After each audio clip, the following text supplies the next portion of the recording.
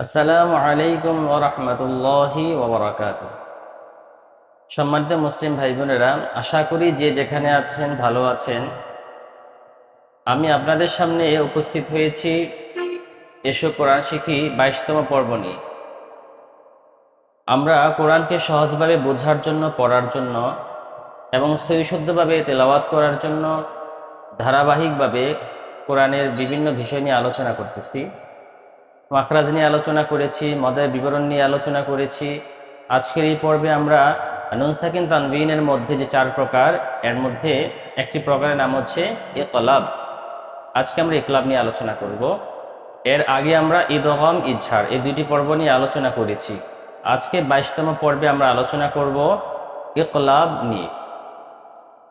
যদি আপনি নুন সাকিন তানভিনের প্রকারগুলি না জানেন, তাহলে আপনার কোরআন সহিশুদ্ধ করতে অসম্ভব হয়ে দাঁড়াবে।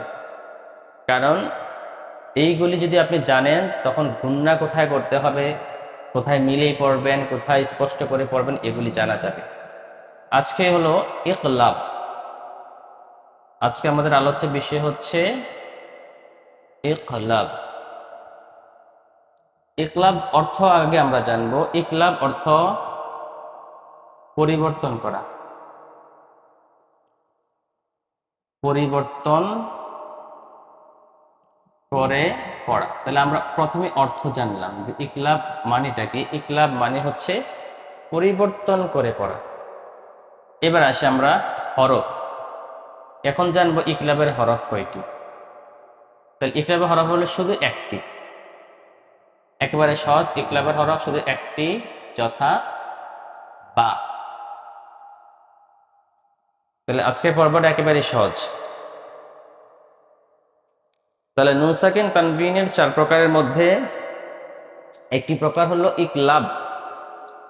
আর ইকলাব অর্থ হচ্ছে পরিবর্তন করে পড়া, পরিবর্তন করে পড়া। ইকলাবের হরফ হলো একটি বা। তাহলে আমরা প্রথমে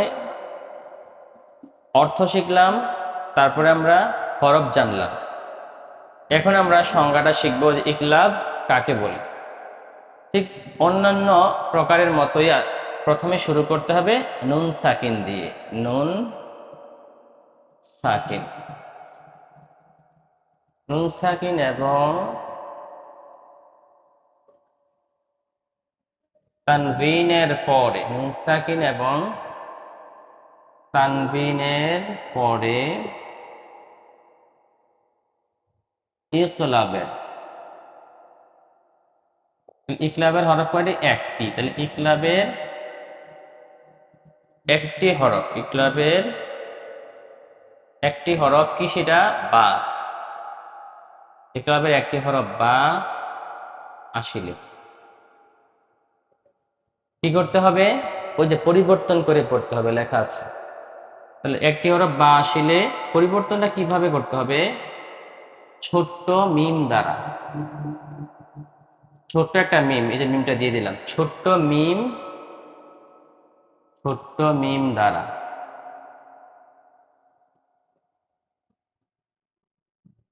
পরিবর্তন করে, ছোট্ট মিম দ্বারা পরিবর্তন করে গুণনা করে পড়িতে হয়। পরিবর্তন করে গুণনা করিয়া, গুণনা করিয়া পড়িতে হয়, ইহাকে ইকলাব বলে। তাহলে আমরা প্রথমত জানলাম ইকলাব অর্থটা কি। তাহলে ইকলাব অর্থ হচ্ছে পরিবর্তন করে পড়া। তারপর জানলাম ইকলাবের হরফ কয়টি। জানতে পারলাম যে ইকলাবের হরফ হচ্ছে একটি, শুধু বা। সংজ্ঞাটা জানলাম, নুন সাকিন এবং তানভিনের পরে যদি ইকলাবের একটি হরফ বা আসিলে, একটি হরফ, তাহলে কি করতে হবে? ছোট্ট মিম দ্বারা পরিবর্তন করে গুণনা করিয়ে পড়তে হবে।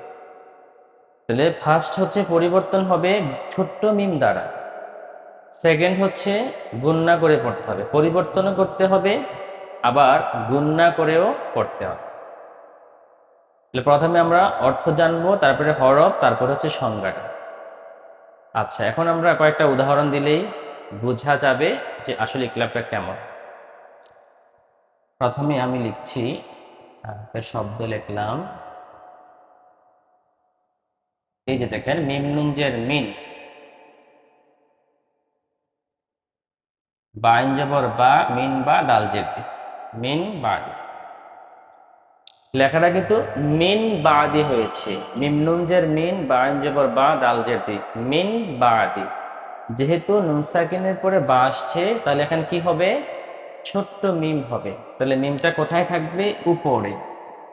এখানে একটা ছোট্ট মিম দেওয়া থাকে। কোরআন শরীফের আপনি যে জায়গায় দেখবেন যে নুন সাকিনের পরে বা আসছে অথবা তানবিনের পরে বা আসছে, উপরে একটা ছোট্ট মিম দেওয়া থাকবে। আচ্ছা, তাহলে ছোট্ট মিম দ্বারা পরিবর্তন করতে হবে। পরিবর্তনটা কিভাবে হবে? এই যে নুন আছে না, নুনের জায়গায় মিম পড়তে হবে। লেখাটা ছিল মিন বাদি, এখন হবে মিম বাদি। মিম এসে এই উপরে মিমের সাথে যুক্ত হবে, মিম বাদি। গুন্নাও করতে হবে, পরিবর্তন তো হবেই হবে, আবার গুন্নাও করতে হবে। তাই লেখাটা ছিল মিন বাদি, কিন্তু পরিবর্তন হয়ে হবে কি? মিম বাদি, মিম বাদি। তাহলে বলতে হবে মিম বাদি। আরেকটা উদাহরণ,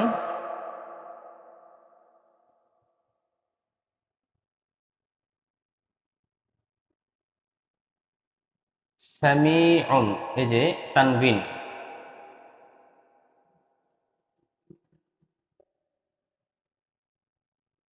সামিউন বাসিরুন। তাহলে আমি কি লিখলাম? সামিউন, আইন দি পেশুন, সামিউন বাসিরুন লিখলাম। যেহেতু তানভিন এখানে পাইলাম, দুই জবর দুই জের দুই পেশকে তানভিন বলে, তাহলে তানভিন পাইলাম। তানভিনের পরে কি পাইলাম? এখানে বা। তাহলে কি করতে হবে? ইকলাব করতে হবে, ছোট্ট মিম দ্বারা পরিবর্তন করতে হবে। তাহলে এখানে কি দিলাম? ছোট্ট একটা মিম দিলাম। এই মিমটা দেওয়াই থাকে কোরআন শরীফের, যেখানে আপনি এইভাবে পাবেন যে তানবিনের পরে বা আসছে, ছোট্ট একটা মিম দেওয়া থাকবে। এটা কিভাবে পরিবর্তন করবেন? লেখাটা হচ্ছে সামিউন বাসিরুন, কিন্তু পড়তে হবে সামিউন বাসিরুন, সামিউন উম হবে, সামিউন বাসিরুন। আইন দি পেশ আউন ছিল, কিন্তু যেহেতু মিম যুক্ত হবে তাহলে সামিউন হবে। তাহলে সামিউন বাসিরুন। গুণনাও করতে হবে, পরিবর্তনও করতে হবে, প্লাস গুণনাও করতে হবে। সামিউন বাসিরুন। তাহলে আমরা বুঝলাম ইকলাব হচ্ছে, ইকলাব মানে হচ্ছে পরিবর্তন করে পড়া। ইকলাবের হরফ হচ্ছে একটি, শুধু বা। আর নুন সাকিন এবং তানবিনের পরে ইকলাবের একটি হরফ বা আসলে ছোট্ট মিম দ্বারা পরিবর্তন করিয়া গুণনা করিয়া পড়তে হয়। ফার্স্ট হচ্ছে পরিবর্তন করতে হবে, সেকেন্ড হচ্ছে গুণনা করতে হবে। যেমন মিম বাদি সামিউন বাসির। তাহলে আমরা ইকলাবটা বারবার পড়ব এবং কোরআনের সাথে মিলাবো। যেখানে আমরা ইকলাব দেখব সেখানে আমরা পরিবর্তন করে গুণনা করে পড়ব। আজকে এই পর্বে এইটুকুই। আমরা পরবর্তী পর্বে ইকফা নিয়ে আলোচনা করব। তো এই নুন সাকিন তানবিনের বিবরণগুলি জানা একান্ত প্রয়োজন। যদি আমি এই নিয়মগুলি না জানি তাহলে তো আমি শুদ্ধ করে পড়তে পারবো না। পরিবর্তন কখন হবে, কতটুকু হবে, বা গুণনা হবে কিনা, এগুলো আমি বুঝবো কিভাবে? যখন আমি নুন সাকিন তানবিনের প্রকারগুলি আমি জানবো। তো আপনারা ভিডিওগুলো বারবার দেখবেন এবং আমার চ্যানেলটি সাবস্ক্রাইব করবেন, শেয়ার করে দিবেন, ইসলাম প্রচারে সহযোগিতা করবেন। এরপরেও যদি কেউ সরাসরি কোরআন শিখতে চান অনলাইনে, আমাদের সাথে যোগাযোগ করবেন। ডেসক্রিপশনে নাম্বার দেওয়া থাকবে, যোগাযোগ করবেন। আপনার সময় মতো, সুবিধা মতে আমরা আপনাকে কোরআন শেখানোর জন্য সর্বোচ্চ চেষ্টা করব ইনশাআল্লাহ। তো এই আশা ব্যক্ত রেখে আজকে এই পর্যন্ত। আসসালামু আলাইকুম ওয়া রাহমাতুল্লাহি ওয়া বারাকাতুহু।